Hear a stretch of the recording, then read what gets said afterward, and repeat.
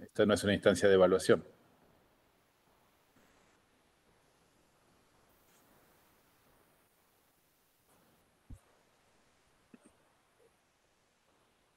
A ver.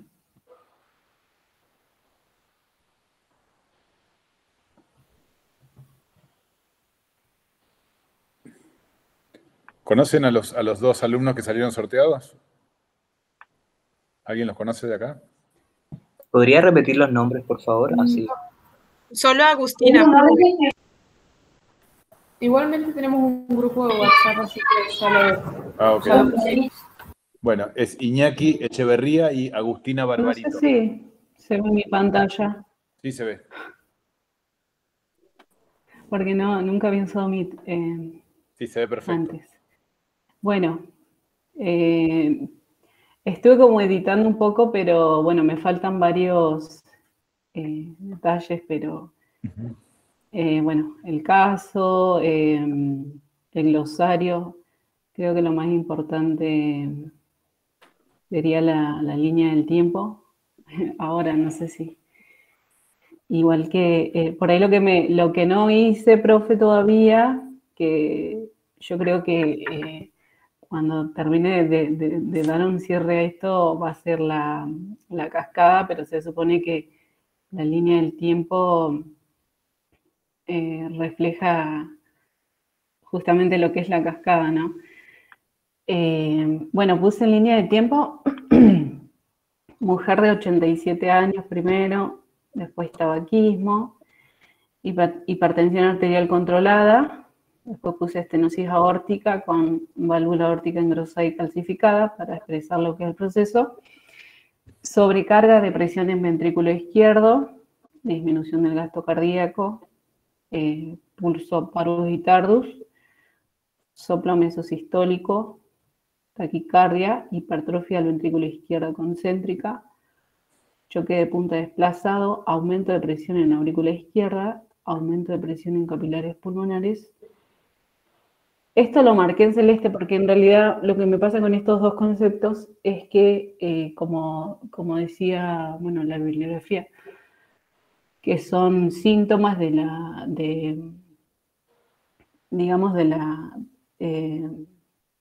estenosis, pero son como tardíos, entonces por eso lo puse más o menos a esta altura. Quizás se los puedo explicar en otro momento, pero eso los dejé marcados así. Y bueno, después los crepitantes, la disnea junto con las líneas B de Kerley y la ingurgitación yugular. Bien. ¿Comentarios, chicos, los compañeros?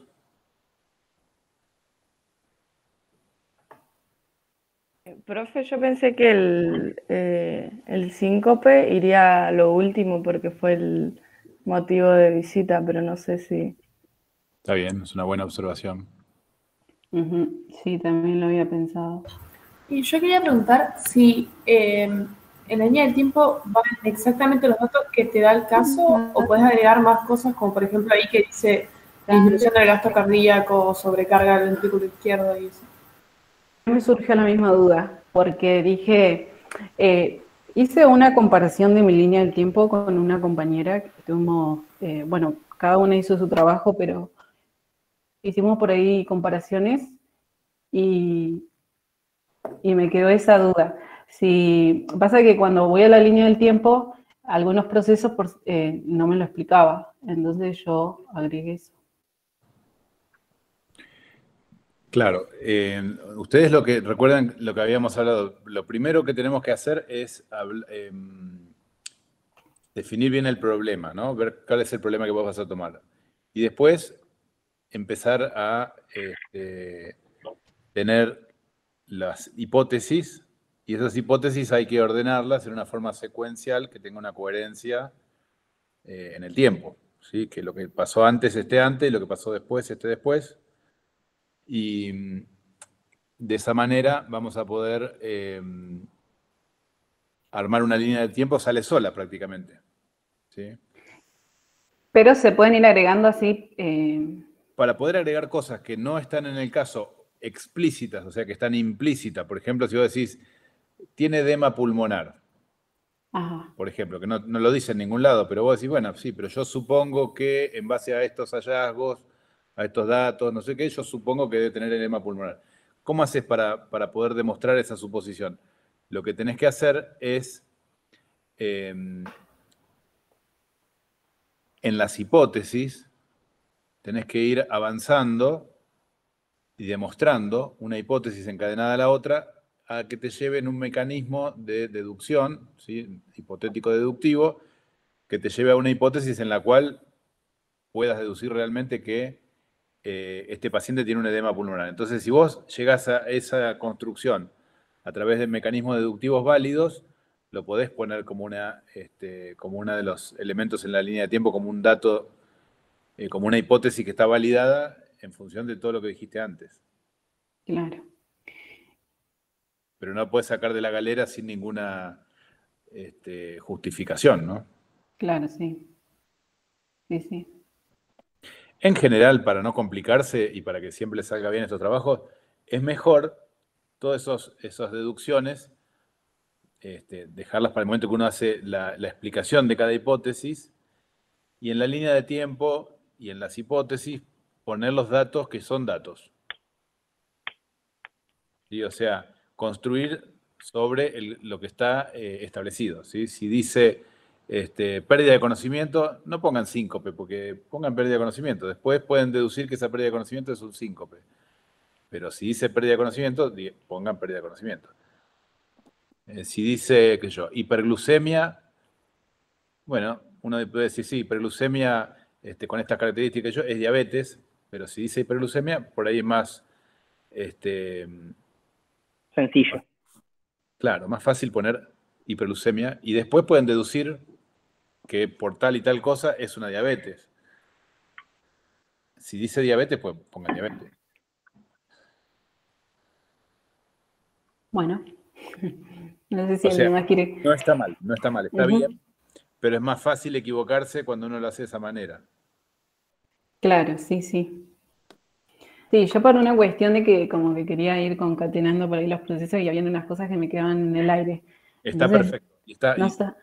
Y te estimulo a que lo hagas de esa manera, pero para la seguridad de cuando uno tiene que dar un examen, cuando uno tiene que presentar un trabajo o algo así, tengan en cuenta que es más fácil. Está bueno porque este es el momento de equivocarse. Estos trabajos que tienen que presentar, nadie los va a bochar porque tengan un trabajo que no sea perfecto. Y de hecho, prefiero que hagan trabajos propios, genuinos, aunque no sean perfectos, y no que se copien un trabajo que está perfecto.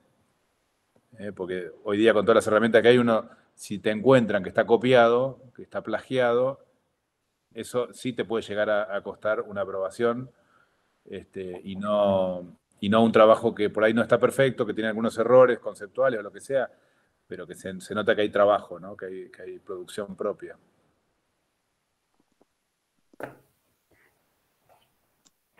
Bueno, dejo de compartir, profe, así por ahí comparte Sí. otro. Sí. Yo voy a compartir la mía. A ver, Ok. no he terminado, o sea, todo el caso no lo he terminado. ¿Dónde comparto aquí? ¿Dónde la vi para compartir? Abajo, hacia inferior derecho, dice presentar ahora. Y ahí te da la opción. Ah, ahí está, ya, grandísimo. A ver.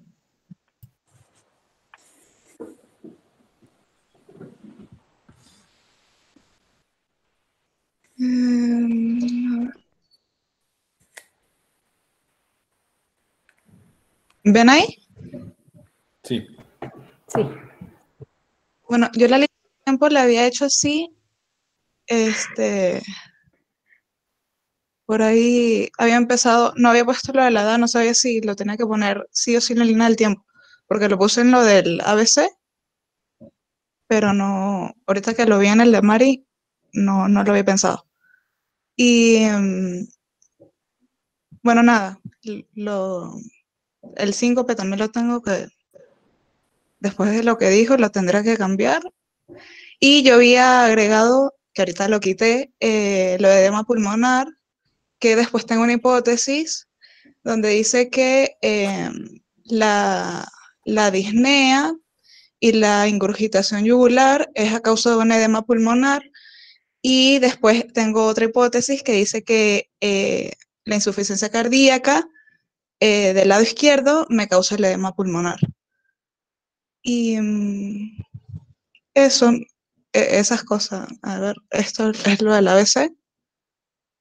Vamos punto por punto si querés, en la Dale, línea de paso. tiempo. El punto 6, por ejemplo.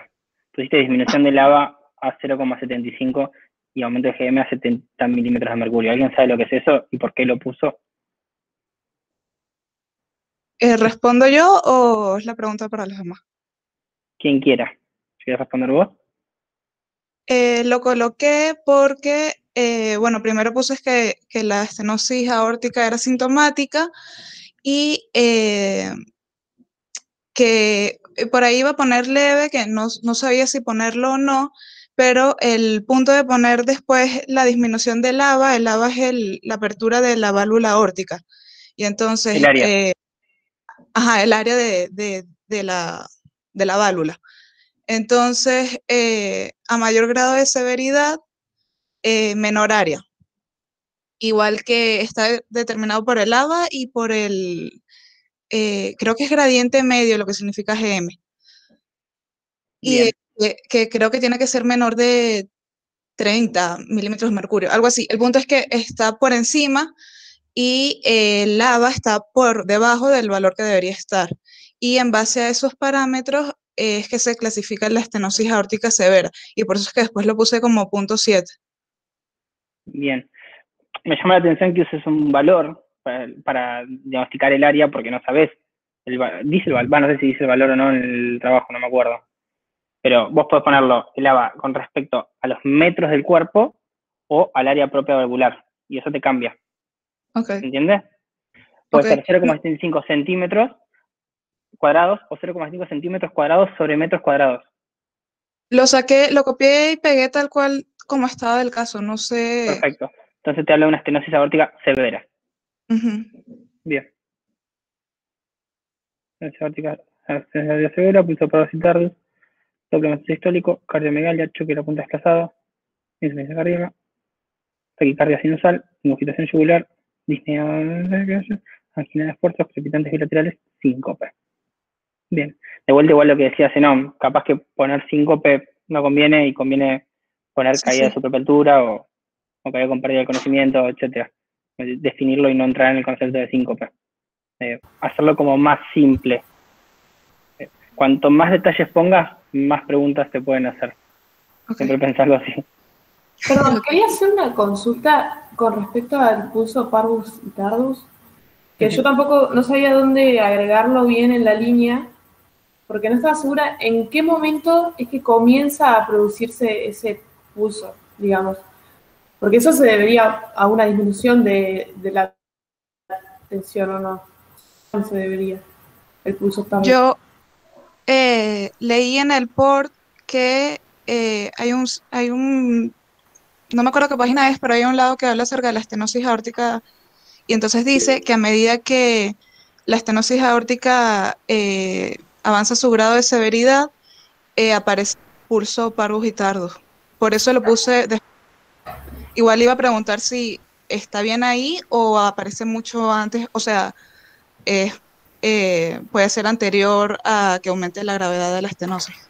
Claro, es cuando la hipertrofia ya no es funcional, digamos, o es algo simultáneo. No, aparece cuando es severo. Igual, perdón, ¿quién le responde esto? A ver, ¿quién leyó algo de pulso? Yo leí lo mismo Entre que... ustedes y... Perdón. Sí. Leí creo que lo mismo que Eileen, no sé cómo se dice tu nombre, perdón, en el port, que bueno, que era un libro que estaba ahí en la bibliografía, que justamente decía eso, que el pulso parvus y tardus se debe al estrechamiento de la válvula. Así que yo creo que no hay tantos detalles igual como para no. Yo había encontrado que especificar. se debe, o sea, porque el estrechamiento generaría que la fracción de eyección sea menor, entonces como que el pulso, como que la onda de pulso se hace más lenta. se hace más lenta para que se pueda eyectar, para que se pueda mantener la fracción de eyección, que es por eso, más o menos pensaba que capaz por eso no está acá alterada. Exactamente. Generalmente se ve cuando es de moderado a severo. Igualmente, esta es una patología que se ve en los adultos mayores, habitualmente. Y el hecho de que los adultos mayores tengan calcificación arterial en todas las arterias periféricas hace mucho más complicado que se note el pulso parvus y tardus. Entonces, generalmente se ve en la estenosis aórtica severa, porque es una manifestación semiológica. Bien. Pero está perfecto la fisiopatología de cómo lo explican. Ok. ¿Qué más? ¿Alguien que quiera leer la línea, que le llame la atención a algo?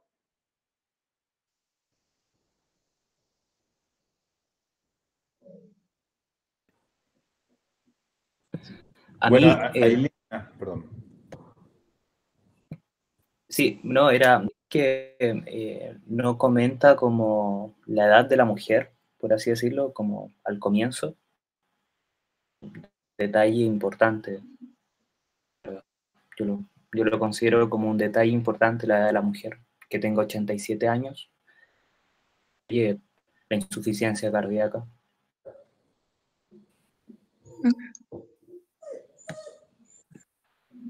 Claro, la edad en este caso es una comorbilidad, ¿no? Pero bueno, podés ponerlo como no. Y que sea mujer también, ¿no? En realidad eso no es un factor de riesgo, sino que, digamos, tiene que ver con la frecuencia en la que se da esto, pero no es un factor de riesgo. Ah, bien. Bueno, entonces normalmente cuando ustedes tienen que presentar esto, les van a decir que desarrollen alguno de estos puntos, cuando se le tome esto oralmente. Entonces, por ejemplo, podemos tomar para que desarrollemos el punto de la hipertrofia del ventrículo izquierdo. ¿Cómo es la hipótesis que hiciste a partir de ese punto? Pues con hipertrofia no hice en sí, a ver, aquí las tengo. Hice acerca del pulso parvus y tardus, que era ocasionado por la disminución del área de la válvula aórtica. Bueno, es lo mismo que hablábamos al principio. Claro. Las hipótesis, ordénenlas en la línea de tiempo, ¿sí? No, es que no las tengo todavía, o sea, las empecé a escribir como me fueron saliendo y después las ordeno bien. De hecho, tampoco las tengo todas investigadas, todavía no sé cuáles son.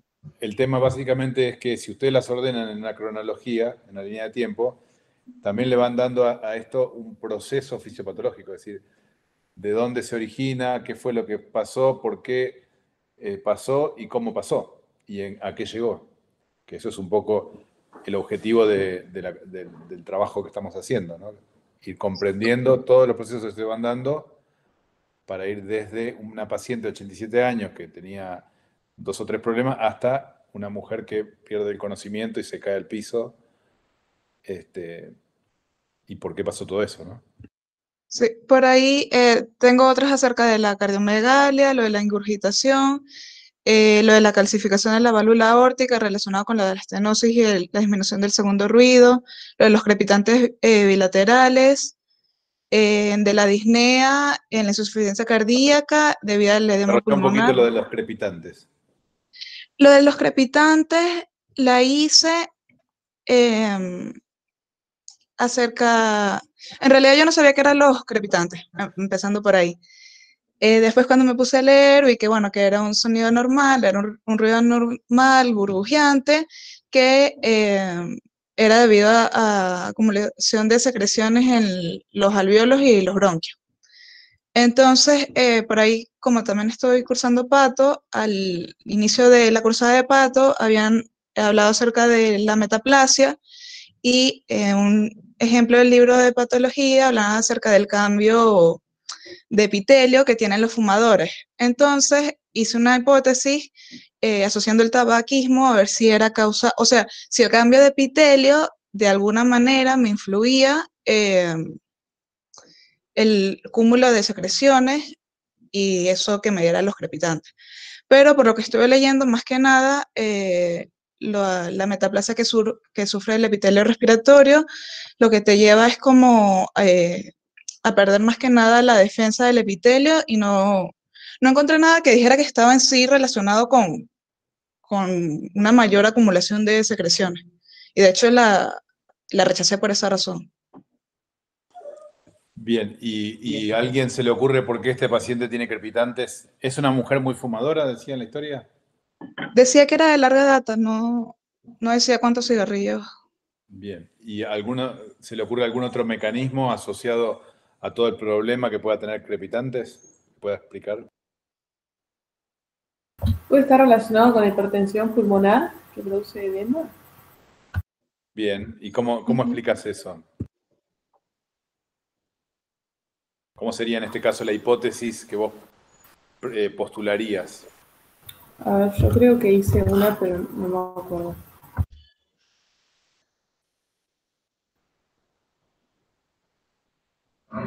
¿Querés dejar de presentar, Aileen? Sí.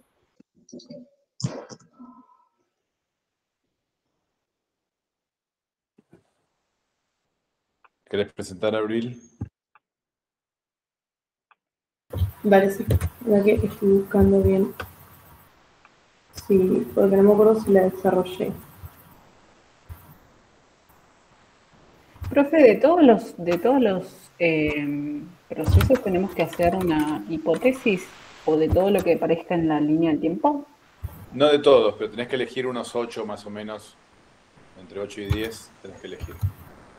Pero si nos toca exponer y justo hay algo que está en la línea del tiempo y no hay una hipótesis. Cuando te toque exponer, te van a elegir 2 de tus puntos de tu desarrollo, 2 de tus hipótesis para que las comentes y presentes. Ah, está bien. Ahí se ve. ¿Se alcanza a ver ahí? Ah, listo. Todavía no la investigué, pero es esta en teoría. El edema pulmonar produce un flujo de aire turbulento en los pulmones, dando lugar a la aparición de ruidos respiratorios. O tenía pensado también reemplazarlo por crepitantes pulmonares, que tampoco sabía qué era, así que también me fijé por ese ¿Por qué lado. hay líquido dentro del alvéolo? Por un aumento, porque justamente por la hipertensión se produce, digamos, sale a decirlo así criollamente, se filtra plasma, digamos, en los alvéolos por los vasos sanguíneos, supongo yo. ¿De dónde viene transmitida esa presión aumentada? Y por el aumento en la presión del ventrículo, que lleva un aumento en la presión de la aurícula y que las venas pulmonares no pueden drenar la sangre a la aurícula, entonces. Bien, Lleva un aumento en cadena. todo ese mecanismo es lo que tienen que ustedes desarrollar para ir explicando por qué terminamos escuchando crepitantes en una persona que tiene la válvula aórtica estenosada.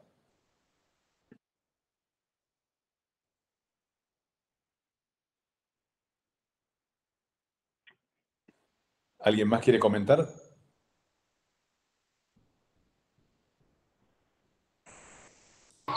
Sí, yo hice una parecida también con crepitantes, pero le puse, o sea, todavía no la desarrollé como Abril, la tengo ahí, y puse la presencia de crepitantes bilaterales en ambas bases pulmonares se debe a un edema pulmonar que es producto de la insuficiencia cardíaca.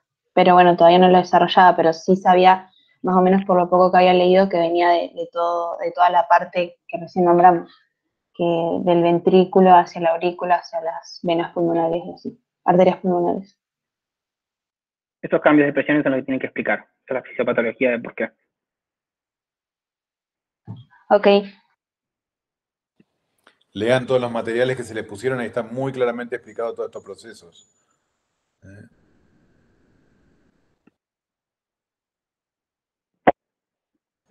¿Alguien quiere comentar otra hipótesis? ¿O alguien Profe, tiene?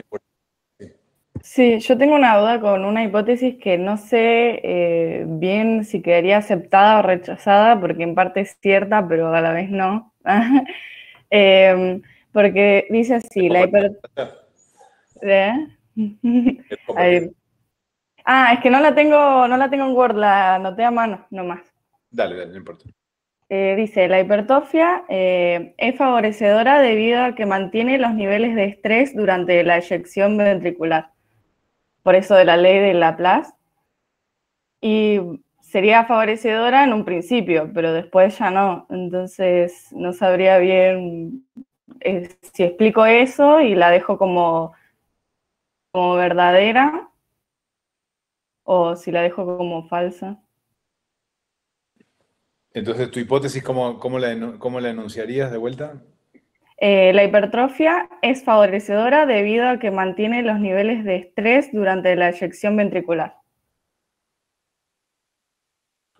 Los niveles de estrés en la... Claro que eso, O sea, vos que eso sería la ley de poscarga. Franz Starling. Sí. Me parece que ella quiere decir que la hipertrofia lo que hace es mantener el flujo, va más que nada a la ley de Laplace, no a la ley de Frank Starling, sino mantener el flujo a costa de la hipertrofia hasta que se supera. Me parece que quería decir eso. Sí, eso. Bueno, lo tenés que explicar y bueno, según a qué conclusión llegues, o sea, en qué punto querés vos cortar la explicación, te puede dar como verdadera o falsa si seguís adelante y llegás al momento en que el mecanismo compensatorio deja de funcionar. Pero bueno, eso inicialmente, como vos decís, es verdadero. Lo que importa es que ustedes entiendan lo que están explicando, ¿no? Que si al principio es un mecanismo compensador y funciona, bueno, se toma como hasta ahí es correcto. Después, cuando el mecanismo compensador ya deja de funcionar, bueno, en realidad ahí ya se está sumando otros problemas, ¿no? Están pasando otras cosas. Claro. Ah, buenísimo. Bueno, gracias, profe. ¿Alguien más quiere comentar alguna hipótesis? Profe, yo de los crepitantes había hecho una hipótesis que dice, los crepitantes en una persona con estenosis aórtica se deben a un aumento de la presión de filtración capilar pulmonar. O sea, para explicar que el incremento de la presión en el ventrículo izquierdo es transmitida a la aurícula derecha y esa presión al sistema capilar pulmonar. Y que como es mayor y va a ser mayor la fuerza de filtración, analizando las fuerzas de Starling también, va a producir el edema que, o sea, a la hora de auscultar al paciente se va a escuchar ese ruido burbujeante cuando la persona inspira. Bien, esa me parece mucho más clara, ¿no? Mucho mejor. Las otras no es que están mal, pero son más retorcidas, o sea, como que cuesta más explicarlas, o sea, son más complejas.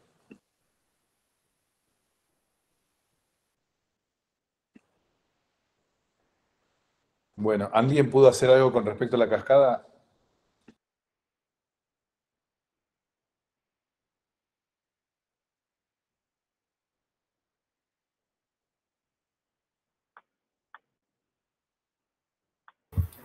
Yo intenté, pero no estaba segura si había que hacerlo en base a la línea del tiempo o podía ser una cascada. Medio que se me hizo un poco de confusión al respecto.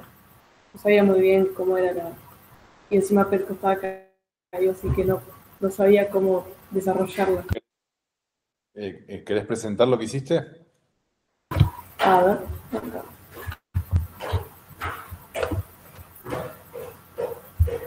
La empecé igual, no las terminé. Hice 2 ideas porque no sabía muy bien cascada, pero yo en realidad había arrancado a hacer esta del lado izquierdo. No sabía muy bien cómo era la base, digamos, del desarrollo. ¿Se ve? Sí.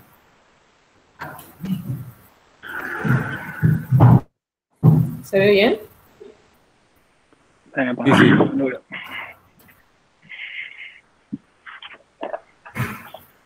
Es como que esta la hice más, no llega hasta acá la línea del tiempo, sigue, pero bueno, hasta ahí iba la idea. Y si no, iba por este lado de cascada, pero ya me pasaba también de los subprocesos, entonces no estaba Bien, segura. acá como tendrías que partir por ahí de la situación del paciente, ¿no? Ah, ok. O sea, desde el principio de la línea sería, no del caso por ahí. A ver. Estenosis aórtica cálcica.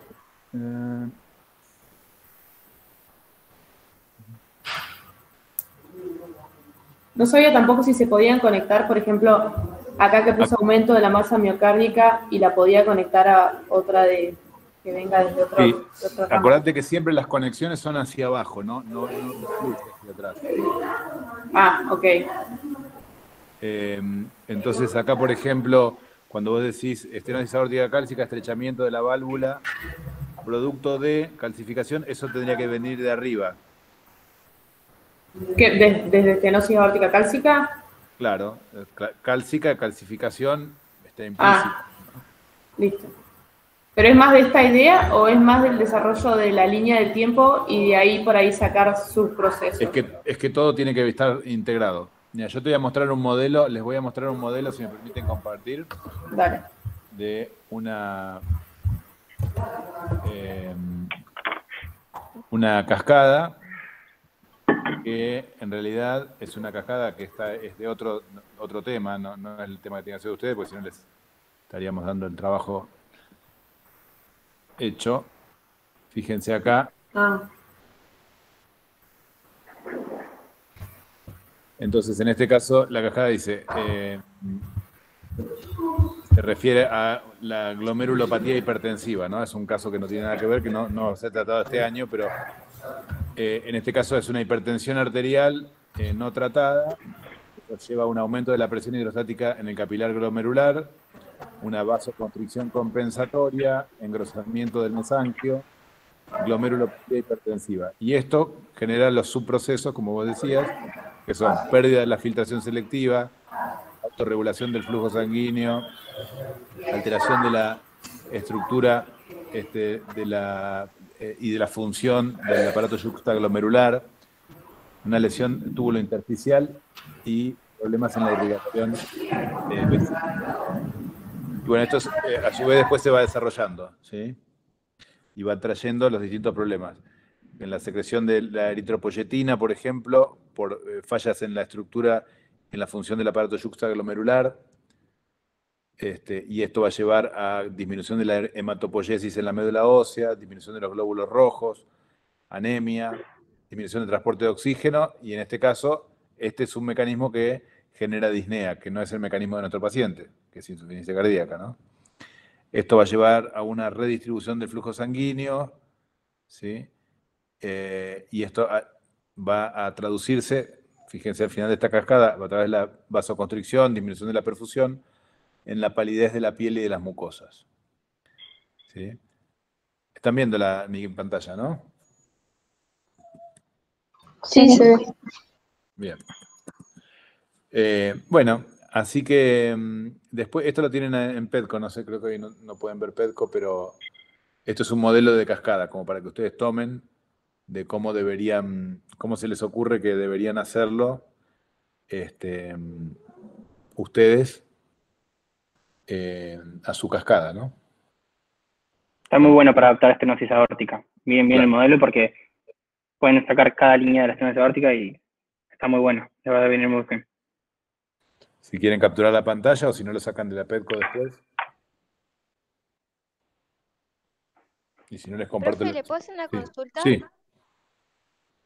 Me llamó la atención que cuando inicia su cascada tiene una línea de puntos, creo que sale de hipertensión. ¿Por qué es? Porque después las Pues otras eso son como líneas así seguiditas. Claro, como las enteras. líneas de puntos son factores de riesgo, ¿sí? Son condiciones preexistentes que son condiciones quizás necesarias pero no suficientes o que quizás podrían no estar. Suponete que este paciente tuviera, en el caso de la mujer esta que tiene, por ejemplo, que tiene 87 años o que tiene hipertensión arterial, Tabaquismo severo. claro, o que fumaba, son todas cosas que, bueno, digamos, agravan la situación, pero que cada una de ellas podría estar o no estar, están, o sea, hacen al caso, pero que no son, digamos, que vos decís, bueno, consecuencia de que tiene 87 años, tiene una estenosis aórtica cálcica. No, porque hay otra señora que tiene 87 años y no la tiene. ¿Se entiende? Ah, claro, claro. Entonces eso lo podríamos usar en esta cascada que haríamos nosotros. O sea, ponerle eso porque capaz que en otro caso Claro. otra señora animada no daría En eso. cambio, vos fíjate que acá, si vos no tenés engrosamiento de la membrana basal glomerular, en este caso, no vas a tener la glomerulopatía hipertensiva. ¿Entiendes? En este caso es necesario para que se dé esto, lo que precede, ¿sí? Y si vos no tenés esa vasoconstricción compensatoria, no vas a tener el engrosamiento del mesangio, y esa vasoconstricción no va a ocurrir si no tenés un aumento de la presión hidrostática capilar glomerular. ¿Se entiende? Entonces, en este caso Muchas gracias, profe. las flechas estas son necesarias. Si no, no podría existir esta secuencia. Pero esta otra, bueno, podría no estar y la secuencia puede ocurrir igual.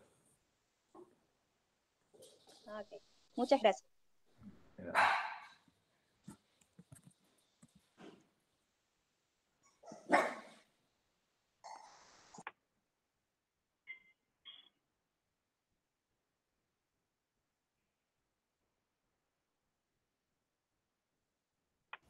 Profe, y en la cascada, ahí sí se pueden agregar otros procesos para explicar, o sí tiene que ir solamente lo de la línea del tiempo. No, se pueden agregar otros procesos, claro. Depende qué procesos estés hablando. Depende qué es lo que quieras agregar. Claro, cosas así como había puesto en la línea del tiempo, como para, o sea, si es una cascada, que un proceso, me aparezca un proceso y después otro, a veces para que queden hilados, necesariamente tengo que por ahí explicar algo, quizás. Eso es lo que vi yo a la hora de hacer la línea, por eso había agregado. Pero no sé, por eso consulto. Como hino conector, no sé, poner, si el fin es el edema, poner cómo aumentan las presiones, etcétera, en base a la cascada, eso. Claro. Sí, sí. Claro. Sí. Como lo explicaste hoy.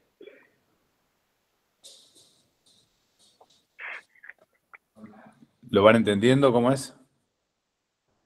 Sí, profe. Entonces ahí tienen, para que les quede la cascada, en ese subproceso que explicaba Mari, en donde termina con los crepitantes, antes de eso tendría que estar, como decía Martín, el líquido en el alvéolo, más arriba de eso tiene que estar la diferencia de presiones, más arriba de eso tiene que estar por qué se genera esa diferencia de presiones, y arriba de todo tiene que estar el gradiente aumentado en la válvula aórtica, ¿no? O el área disminuida en la válvula aórtica. ¿Está bien? Y después pueden poner otros procesos que expliquen, por ejemplo, la disnea que la paciente venía teniendo en los últimos tiempos. ¿Sí? En otro subproceso pueden llegar a por qué la paciente tuvo la pérdida de conocimiento. ¿Está bien? Y así pueden ir haciendo esa especie de árbol invertido en el cual se van generando todas estas ramificaciones a partir de un proceso fisiopatológico único, que en el ejemplo yo le mostraba recién.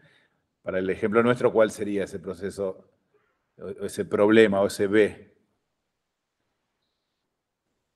La valvulopatía por estenosis aórtica. Claro. Profe, yo tengo una duda, pero que no tiene que ver con lo que recién estábamos hablando. En realidad es más si voy bien por donde voy pensando. Pero en el caso se dice que la raíz aórtica está dilatada. No sé si eso es lo que se considera como aneurisma. Pero, o sea, justo una compañera me había hablado de eso y habíamos como pensado que si podía llegar a haber relación en que la raíz aórtica esté dilatada y haya como una compresión en la cava y eso tenga que ver con la ingurgitación, o tiene que ver más por la otra parte de la volemia, del mecanismo compensador de la volemia.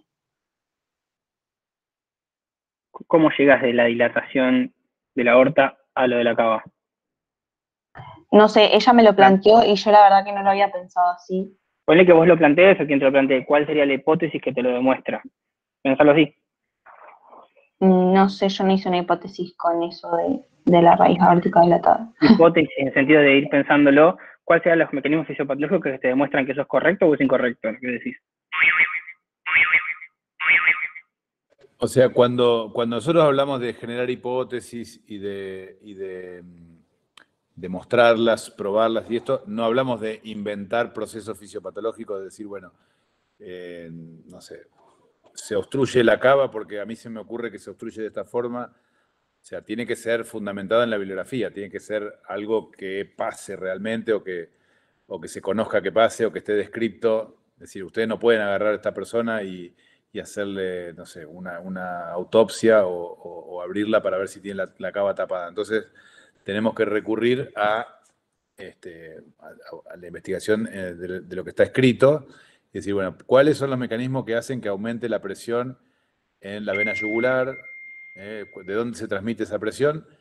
Y si en algún lado está escrito, si ustedes pueden citar dentro de la bibliografía que se les puso, que la dilatación de la raíz de la aorta se conoce que es causa de obstrucción de la vena cava, bueno, pónganlo, citen esa bibliografía. Pero suena medio raro, ¿no? Como mecanismo,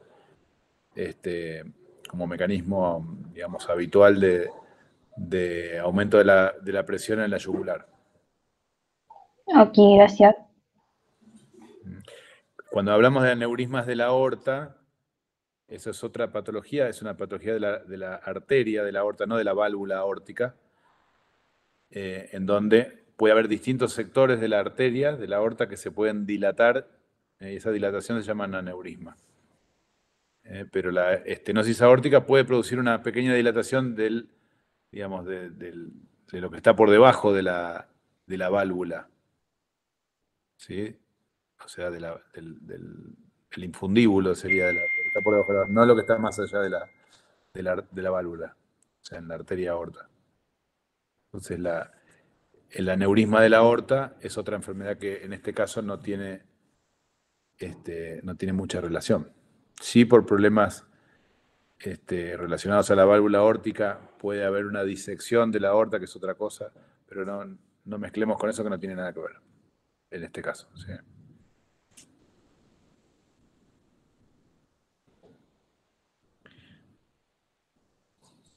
En el plenario, básicamente el plenario va a ser una cosa parecida a esta, nada más que algunos de ustedes, los alumnos que fueron designados, van a presentar el caso.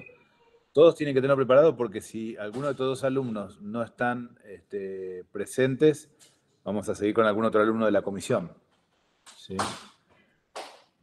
Los alumnos que presentan sí tienen nota conceptual. Obviamente, si el alumno designado para presentar no se presenta, digamos, tiene una nota conceptual negativa, ¿no? Así que va a estar publicado, pero bueno, si pueden avísenle para que tengan más tiempo también de la presentación, de prepararlo, de presentarlo y todo.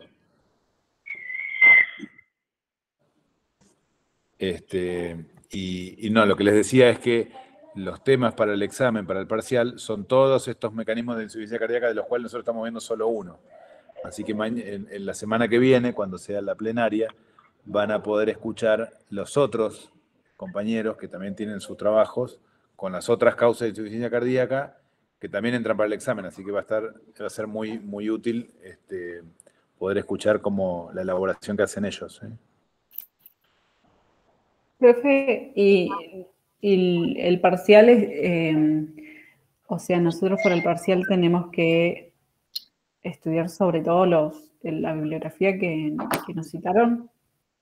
Sí, ¿se acuerdan que la primera vez que hablamos les dijimos que hay una bibliografía que es la bibliografía que está recomendada, que es la que es necesaria para poder aprobar el examen, es lo básico, digamos, y después está la sugerida, que es una bibliografía complementaria, que por ahí ustedes que están haciendo estenosis aórtica o enfermedad valvular, por ahí les viene bien, por ahí los chicos están haciendo otras causas de insuficiencia cardíaca, quizás si quieren sacarse un 10 van a leer esto, pero si no, por lo menos se tienen que asegurar de leer bien su tema y leer el tema recomendado, ¿no?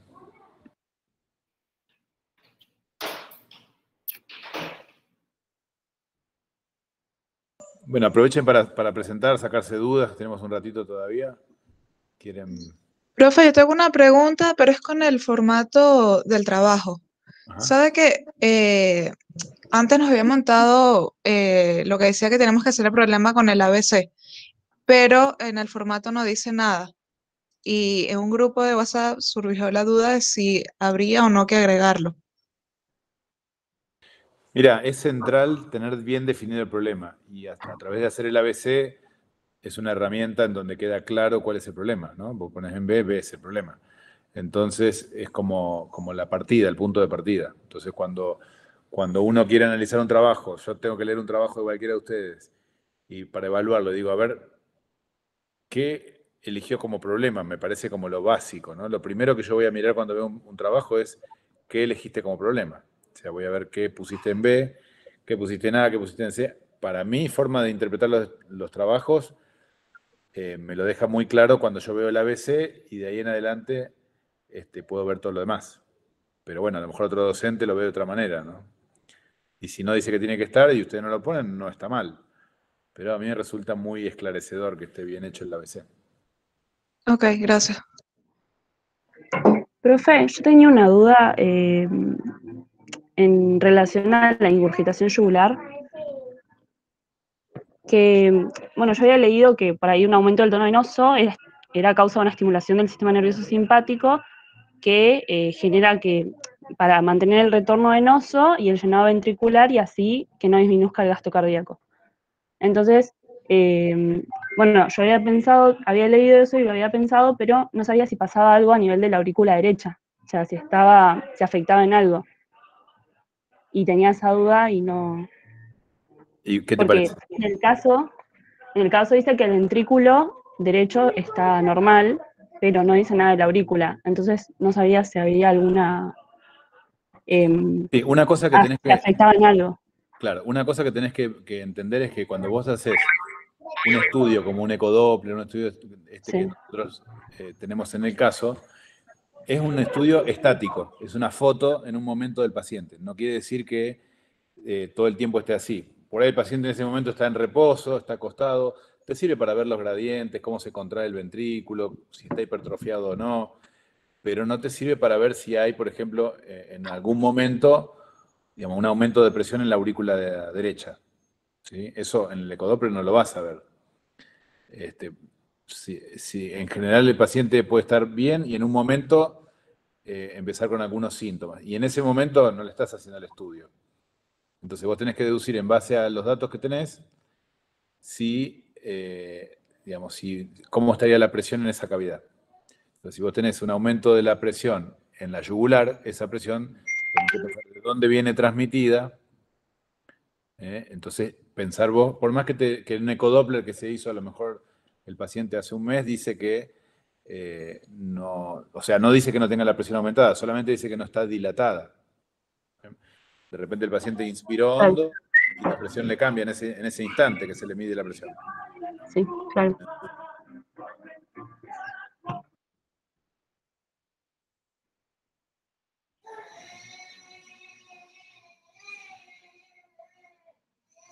Bien. ¿Algún otro que quiera presentar algo de su producción? Para comentarlo entre todos. ¿Puedo presentar cómo hice más o menos el ABC y la línea de tiempo? Dale.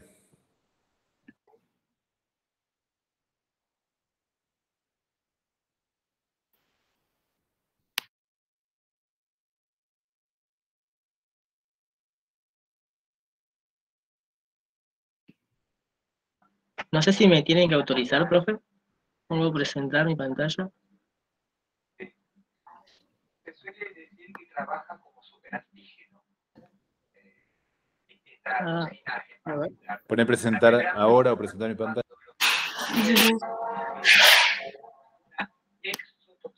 Una exotoxina exactamente, la fabrica a propósito y Ahí está. larga. Yo digo la tipa como si tuviese. ¿Pueden ver? Sí. Perfecto. Así fue más o menos como hice el ABC del caso. Creo que mi duda venía más que nada por este lado, porque creo que había que justificar por qué habíamos elegido este problema.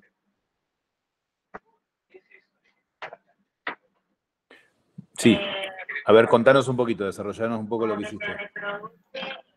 Claro, bueno, en la parte de A puse que el paciente era asintomático y puse todos los factores que tenía que eran asintomáticos justamente, pero que contribuían a que pase a ser. Y después, sobre todo en la parte de B, cuando justifiqué por qué era valvulopatía por estenosis aórtica, ahí como que puse más o menos los signos a nivel del examen físico y de los estudios que me identificaban, ¿no? Por qué era una valvulopatía por estenosis aórtica.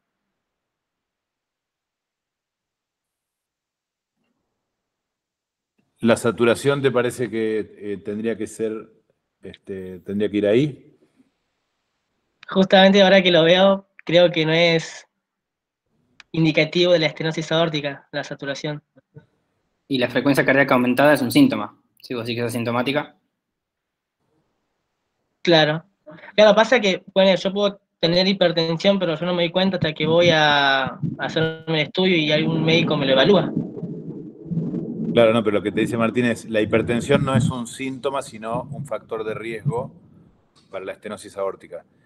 Pero la taquicardia, o la frecuencia, la taquicardia sinusal o la frecuencia cardíaca aumentada, en este caso de una paciente con una insuficiencia cardíaca, sería un síntoma de la estenosis aórtica. Entonces no sería estenosis aórtica asintomática, que es lo que vos pones en A. Ah, perfecto, ya entendí.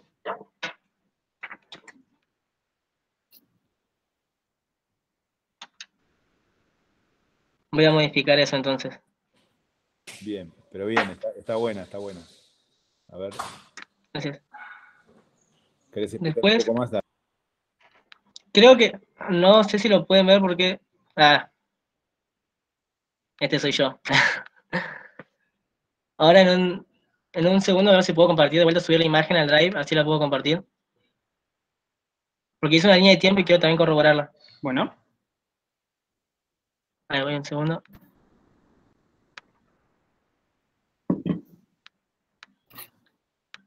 Bien.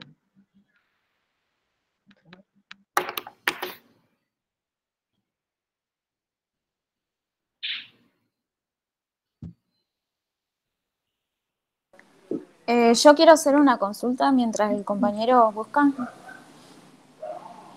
¿Puede ser? Sí, claro. En la parte de bibliografía, ¿sí o sí hay que utilizar la bibliografía que colgaron en Petco o puede ser otro trabajo de internet?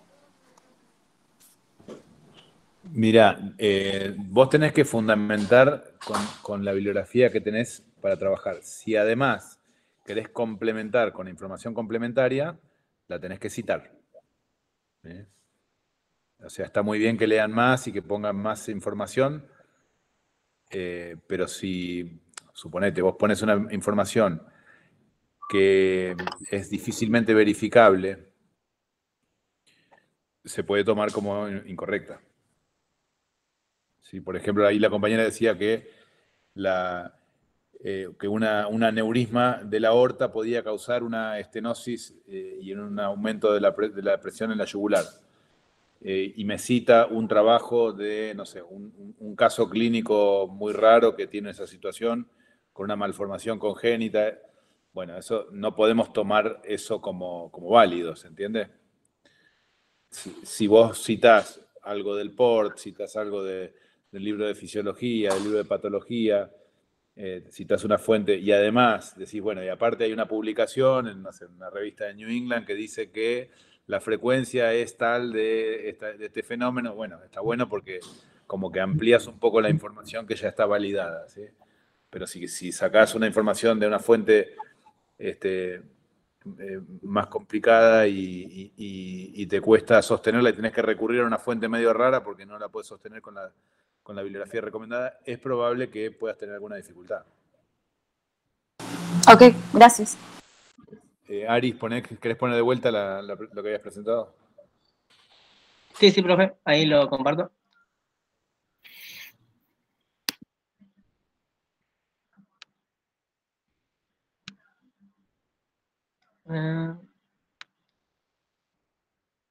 Acá está. Bueno, así fue como construí más o menos la línea de tiempo. ¿Se llegan a leer bien? Está chiquito, pero se ve. A ver, ¿querés ir leyéndolo? ¿Puedo hacer zoom de última y...? Dale, mejor.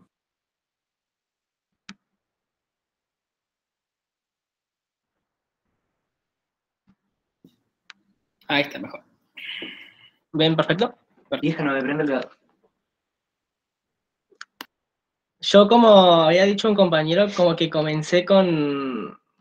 Me pareció indicativo aclarar que la mujer tenía 87 años y que presentaba hipertensión medicada y tabaquismo.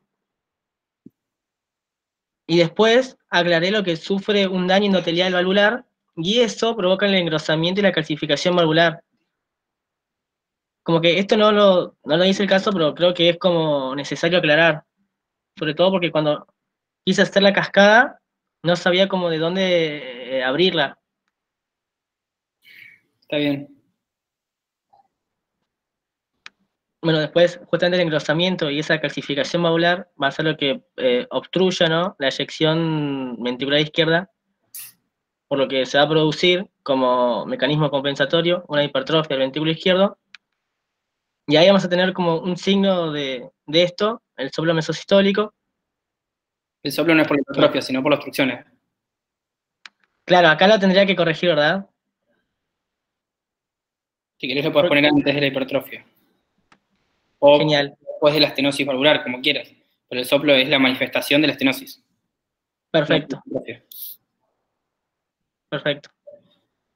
Bueno, esa estenosis valvular aórtica severa sería lo que provocaría la sobrecarga y la dilatación de los volúmenes del ventrículo, siempre hablando del lado izquierdo, y esto generaría un aumento de la presión diastólica e hipertensión de la aurícula izquierda y de la circulación pulmonar. Acá no haciendo alusión a el edema pulmonar y cómo se va a manifestar a través de la radiología con las líneas Beckerle. Esto generaría un incremento significativo de la presión intraventricular, lo que generaría como manifestación. En este caso tendrías que aclarar de qué ventrículo estás hablando, ¿no? ¿O estás hablando de los dos? Claro, no, estoy hablando del izquierdo. Entonces conviene que lo aclares. Perfecto. Y eso generaría, ¿no?, la angina de pecho y la disnea. Terminaría por provocar el deterioro de la capacidad contráctil, que acá llegó, lo que provocaría la disminución de la resistencia vascular a nivel periférico, dificultad del ventrículo para adaptarse al requerimiento de forma instantánea. ¿Esta Ya paciente sería tenía como... angina de pecho? Creo que sí, lo decía. Angina de pecho y La disnea. mencioné en el caso. Ah, acá, sí. Ok. Justamente lo puse acá porque creo que la angina de pecho, cuando lo explicaba, al menos en el libro, era como que esa cardiomegalia, ¿no?, esa hipertrofia, al agrandarse el músculo no dejaba que se oxigene bien todo el músculo. Y eso generaba dolor. Bien. Bueno, ya continuando, eso generaría la dificultad del ventrículo para adaptarse al requerimiento de forma instantánea, generaría la hipertensión venosa, que culminaría en, esto no lo dice el caso, pero leyendo lo encontré, que generaría un hipoflujo cerebral que sería lo que daría un síncope del tipo cardiogénico. Bien. Bueno, acá en este caso está muy bien. Esto, si vos esta línea de tiempo la pones en forma vertical, te queda la cascada.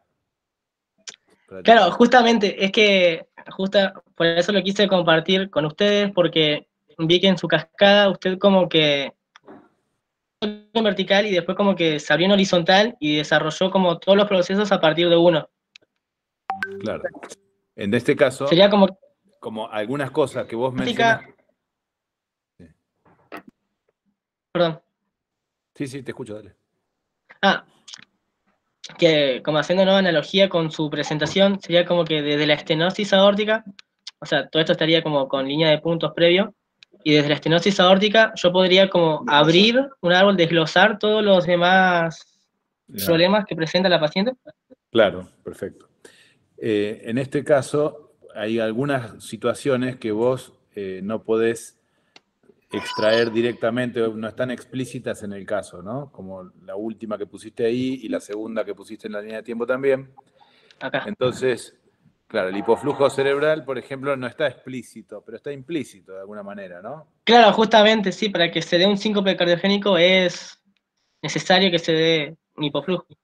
Claro, entonces, en realidad acá vos lo que te convendría hacer es reemplazar esos conceptos por los elementos que te lo implican. ¿Entendés? ¿Me podría dar un ejemplo?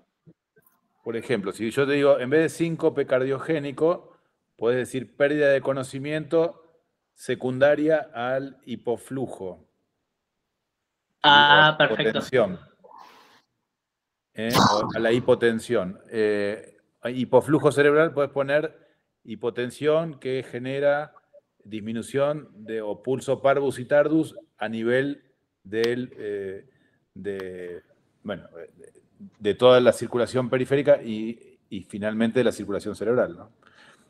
Pero bueno, Claro. buscarle la forma, o sea, yo no te digo cómo hay que hacerlo, te digo... No, sí, pero entendí más o menos cómo tratar desarrollarlo. de poner en la línea de tiempo elementos que estén presentes en el caso, ¿sí? Sí, Yo sí, entiendo sí. que lo que vos estás poniendo está muy bien deducido, pero eso déjalo para después el desarrollo. En la cascada sí podés poner cosas que están en las hipótesis, pero en la línea de tiempo tratá de poner los datos que están corroborados en la historia clínica, que se pueden corroborar en la historia clínica. Ok. Porque si yo acá postulo algo que a lo mejor después lo puedo demostrar y que yo en realidad no debería poner en la línea de tiempo algo que estoy postulando como posibilidad. Entiendo. Una pregunta. Quería saber en qué momento, porque no lo leí en ningún lado en específico, ¿en qué momento se produce la redistribución del flujo que hace que, o sea, haya más flujo para sitios como el cerebro, por ejemplo, que después hace que justamente cuando hagas ejercicios otra vez se redistribuya el flujo, vaya hacia las extremidades y haya síncope? En ningún momento te dice que hay una redistribución explícita, o sea, un momento en el que te diga, en este momento se produce una redistribución a causa de que, porque la fracción de eyección se mantiene en teoría con la hipertrofia. Claro, pero por ejemplo, digamos, si ustedes estudian fisiología, van a saber que si, por ejemplo, vos comés, vas a tener el flujo en el postprandio hacia el aparato digestivo y por ahí te da un poco de sueño porque vas a tener una hipoperfusión cerebral, o sea, vas a tener un flujo preferente a ciertas zonas. Si vos haces actividad física, vas a tener un flujo preferente hacia los músculos. Y esa regulación del flujo sanguíneo, bueno, también la conocen de la fisiología. Y cuando ustedes desarrollan cada una de las hipótesis, tienen que ir a buscar eso en el libro de fisiología y lo van a encontrar. Claro, sí, pero lo que voy es que en una situación normal, esa redistribución del flujo, digamos, alcanza como para profundir el cerebro tanto como las extremidades. Pero en este caso, te dice que obviamente existe una hipotensión, digamos, debido a que el corazón por ahí no alcanza a eyectar la suficiente sangre. Pero al mismo tiempo te dice que la fracción de eyección se mantiene, o sea que el volumen de sangre que se eyecta debería de ser el mismo, ¿o no? Yo te puedo hacer un comentario con respecto a eso. ¿Sí? Como la señora estaba con enalapril, busqué lo que era el enalapril y es un medicamento que hace vasodilatación, que es para bajar la hipertensión arterial, y yo supuse que por ahí el síncope estaba relacionado a la medicación que estaba tomando la señora. No sé si estará bien. ¿Algún otro comentario? ¿Qué opinan de eso que está diciendo nuestra compañera?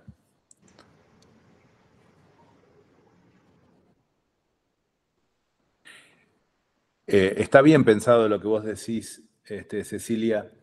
El enalapril puede colaborar, si vos tomas una medicación antihipertensiva y tenés la presión baja, bueno, te baja más la presión y eso hace que tengas los síntomas de hipotensión, entre ellos el síncope, ¿sí? Pero en realidad lo que decía Abril es por qué le baja la presión en el cerebro y no le baja la presión en otros lugares. En realidad, si ustedes leen el caso, dice que la paciente ha tenido falta de aire, ¿sí? Y eso implica un síntoma de la insuficiencia cardíaca, es decir, que la presión de perfusión es inadecuada para llevar el oxígeno a todos los órganos. O sea, la persona que empieza a tener falta de aire al hacer ejercicio, ¿qué va a hacer? Se va quedando quieta. Y de esa manera empieza a ahorrar el oxígeno y no lo usa para los músculos, sino que lo va reservando para los órganos más nobles. Y finalmente empieza a tener síntomas como dolor de pecho, ¿sí? ¿Por qué? Porque está perfundiendo mal, como nos explicaba el compañero, está perfundiendo mal el corazón, o finalmente el síncope, en donde con un asociado a un pequeño esfuerzo o no, va a tener directamente una hipoperfusión ya cerebral. ¿Sí? Pero fíjense que lo último que se va a hipoperfundir es el cerebro, porque hay mecanismos fisiológicos que preservan el flujo preferentemente a ciertos órganos, como por ejemplo el cerebro, y en situaciones donde hay hipoflujo, siempre la mayor parte del flujo se la va a llevar el cerebro y los órganos que tienen flujo preferente. ¿Sí?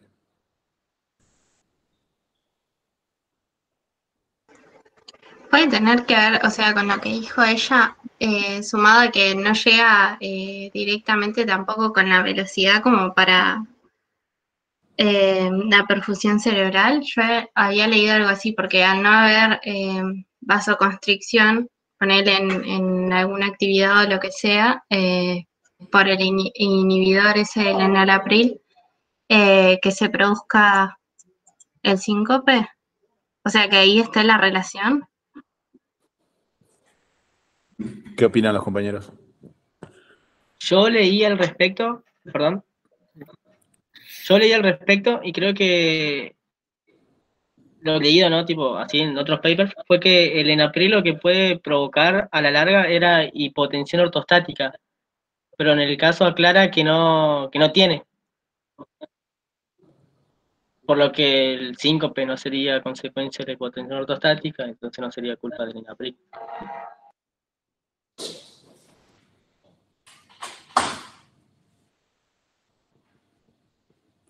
¿Algún otro comentario?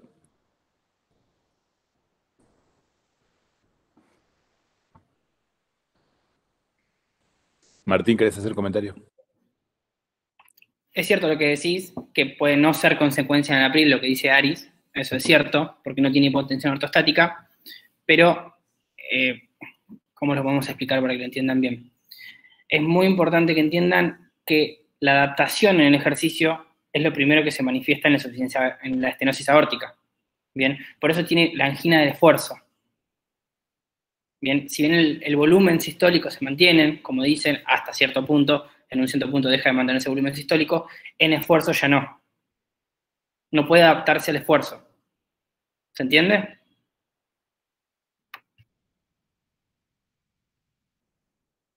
Por eso la angina es de esfuerzo, por eso empieza a tener disnea al caminar.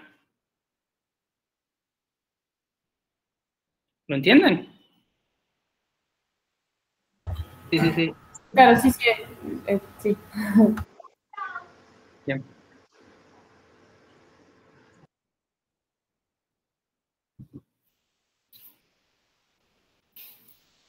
¿Alguien más? Acá estoy leyendo preguntas que habían quedado en el chat que no comentamos. Decía Sofi si se agrega el síncope al glosario es necesario cambiarlo. Esto se refería a que estaba en la línea de tiempo y que no estaba en la historia clínica como síncope. El glosario en realidad se refiere a aclarar términos que están en la historia clínica y que uno no sabe. Ah, yo pensé que también podía ser lo que encontrabas en el material. Claro, pues si no, vos podés poner, o sea, podés enriquecer el glosario, pero recuerden que en la línea de tiempo, los datos que van a colocar tienen que, lo mismo que en el ABC, tienen que tomar datos del caso. Ah, bien. Porque por más que pongan en el glosario información que ustedes encontraron en otro punto, eso no necesariamente porque ustedes lo hayan leído en el libro, le está pasando a esta paciente. ¿Sí? Ah, claro. O a veces uno puede interpretar esto, pues dice, no, claro, esta tiene un síncope, y de repente no tiene un síncope. Por eso es importante tomar los datos que figuran en la historia clínica, en el caso clínico. De esos datos vamos a construir todo nuestro conocimiento. Ah, entonces, por más que esté en el material ahí de valvulopatías y eso, igual queda Claro. como muy... Ustedes lo que pueden hacer es enriquecer el glosario con términos que por ahí no están en el caso, pero que a ustedes les sirve aprender. Eso está muy bien, pero eso no te habilita para que vos lo incorpores como parte del caso. Ah, bien.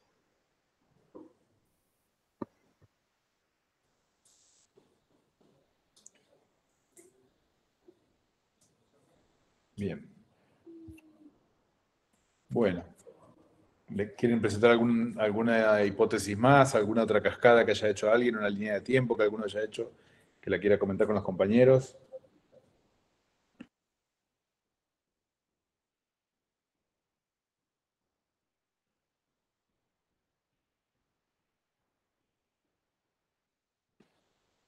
Bueno, no sé, Martín, si querés comentar algo más. No, avísenle a los 2 chicos que no se han conectado que les toque el plenario la semana que viene. Profe, con respecto a eso, una compañera nos dijo que esos chicos creo que no están cursando, no sé si puede ser, y en el grupo tampoco están, así que no sé qué onda. Bueno, en el momento que se hace la plenaria, si las personas que están designadas no aparecen, se los califica, o sea, les queda una nota mala, obviamente, y se designa un nuevo compañero del listado en general, ¿no? Así que le puede tocar a cualquiera de ustedes. Digo, todos tengan preparado el caso. Si ustedes tienen la certeza de que estos compañeros no están cursando ya, entonces nos comunican esto, pero ya en ese caso los eliminaríamos de la regularidad, ¿no? Claro, en el caso de Agustina Barbarito, ella ya la cursó la materia el año pasado. Ajá. Está escrito acá. Y ahí están diciendo que Iñaki también, que No, está bueno, en el clínico. Claro, pero para poder, digamos, aprobar los parciales si están cursando, si están inscritos en la cursada, tienen que presentarse en la plenaria. Tienen que presentar su trabajo en la plenaria. Claro, pero por ahí ya cursaron y quedaron, puede ser que queden matriculados igual en PEDCO, que ya lo hayan cursado y por ahí quedaron en el sorteo sin querer. Puede ser, no sé. Habría que, o sea, que ellos ya tienen la materia regular, ya aprobaron todos los parciales. Al parecer, sí. En el caso de Agustina, el chico no sé. Bueno, no sé, lo vamos a consultar con el jefe de la cátedra, pero en caso que sea así, si ellos ya tienen regularizada la materia, veremos o sea, regular quiere decir que ya tienen todos los parciales aprobados, ¿no? Y que no necesita rendir los exámenes parciales. En ese caso vamos a tener que designar a otra persona y bueno, le vamos a informar al jefe de la cátedra. Y vamos a hacer un nuevo sorteo, vamos a pedir que haga un nuevo sorteo. Bueno, chicos, entonces acá terminamos con esto. La próxima reunión ya es en el plenario, la semana que viene. Por las dudas, tengan el trabajo preparado como para presentar. Vamos a tratar de que la persona que efectivamente presente sea notificada con tiempo, pero todos tienen que estar preparados, porque todos tienen que tener el trabajo hecho, ¿no? Bien. Bueno, listo, entonces.